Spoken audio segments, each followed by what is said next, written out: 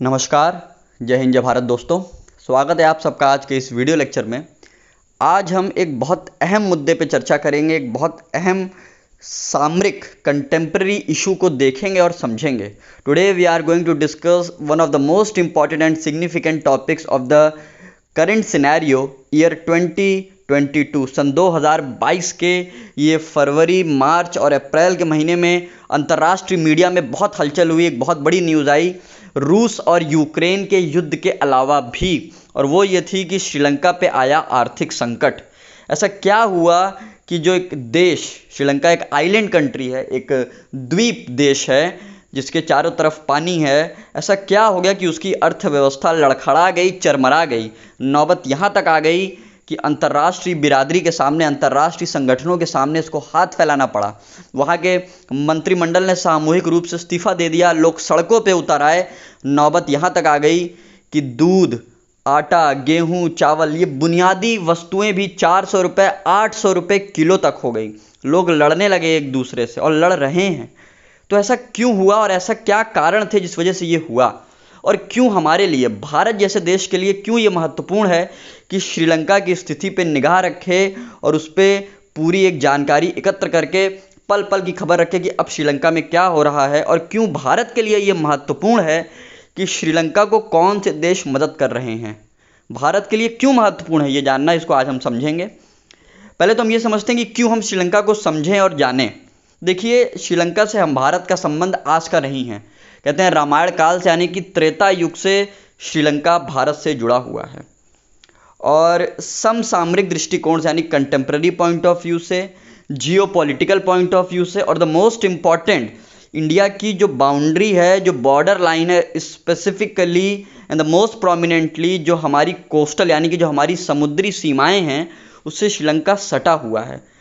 Indian ocean में gulf of Mannar और बे of Bengal में अगर देखें तो पाक स्ट्रेट, ये दो अहम बिंदु हैं। और इसके साथ ही अभी आप लोगों ने बहुत चर्चा का विषय सुना होगा, राम सेतु।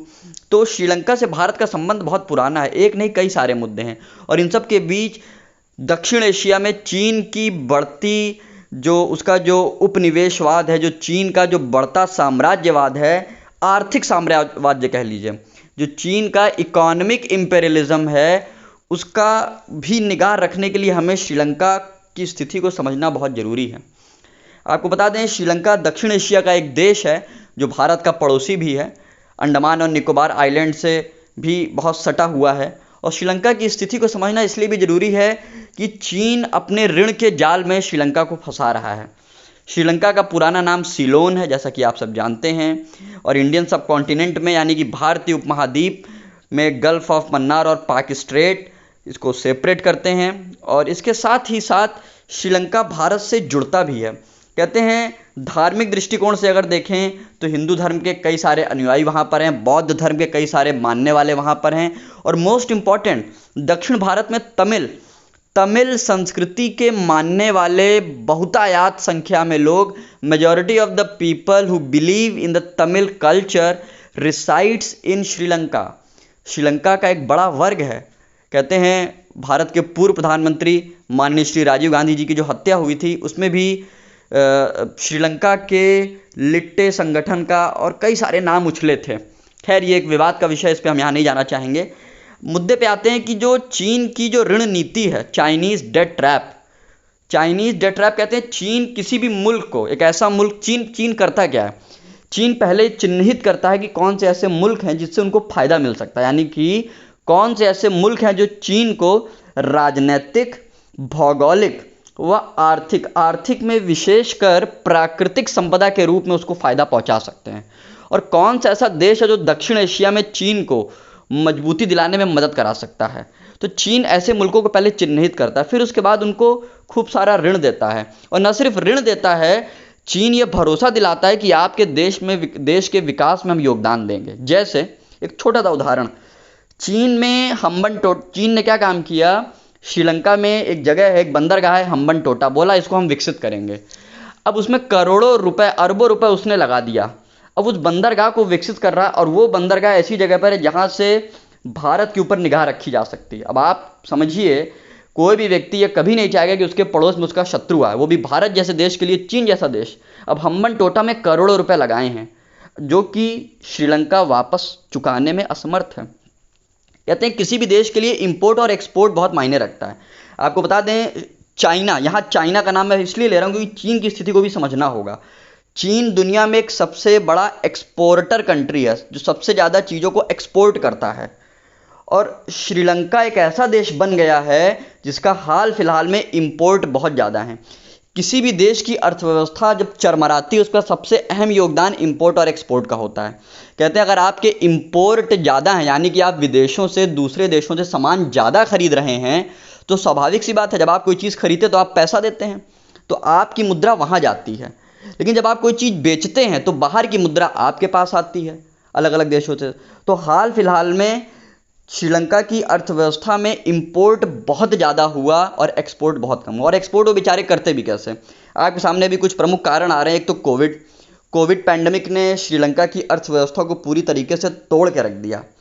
उसके बाद श्रीलंका की अर्थव्यवस्था में जो सबसे बड़ा योगदान है वो पर्यटन का है, यानी कि टूरिज़्म का।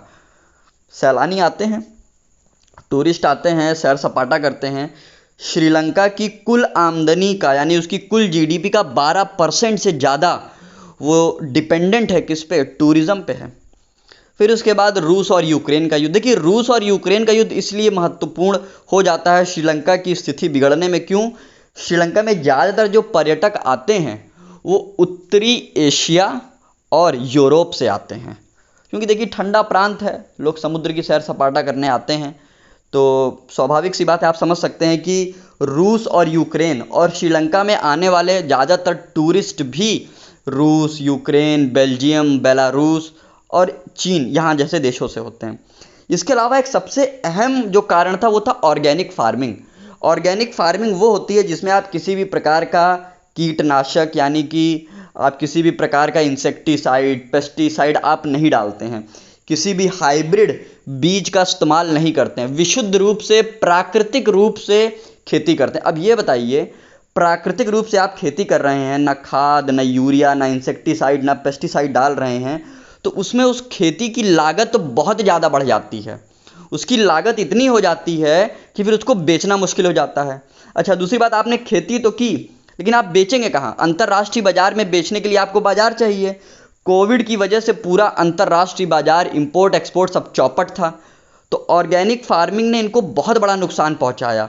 घरेलू बाजार में उसको खरीदने वाला कोई था नहीं। जैसे उदाहरण के तौर पे आपको बताऊं, भारत में बासमती चावल जो होता है वो ज़्यादातर एक्सपोर्ट किया जाता है, क्योंकि हम जानते हैं यहाँ कोई भाई उतना नहीं खरीद पाएगा। और जैसा कि आपको मैंने बताया कि हाल ही के दिनों में श्रीलंका ने बहुत ज़्यादा, उसकी अर्थव्यवस्था इंपोर्ट पे आश्रित थी, मशीनों को आयात करना, बाकी चीज़ों को आयात करना। अच्छा, श्रीलंका क्योंकि एक आइलैंड द्वीप समूह है, चारों तरफ उसके समुद्र है, पानी है, तो मुख्य रूप से उसकी जो पूरी अर्थव्यवस्था है वो मछली पालन, पर्यटन, इसी पे आश्रित है। और ऊपर से कोविड ने आके उसके इंपोर्ट एक्सपोर्ट को पूरी तरीके से बर्बाद कर दिया। उसका जो बैलेंस ऑफ पेमेंट होता है, ये इकोनॉमिक्स का एक टर्म है, ये समझिए कि उसका इंपोर्ट बहुत ज़्यादा हो गया और एक्सपोर्ट ऑलमोस्ट नेग्लिजिबल हो गया, जिसकी वजह से उसके पास विदेशी मुद्रा की कमी हो गई और बहुत ज़्यादा कमी हो गई। तो ये सब कुछ प्रमुख कारण थे। मिलते हैं अगले वीडियो में। जय हिंद।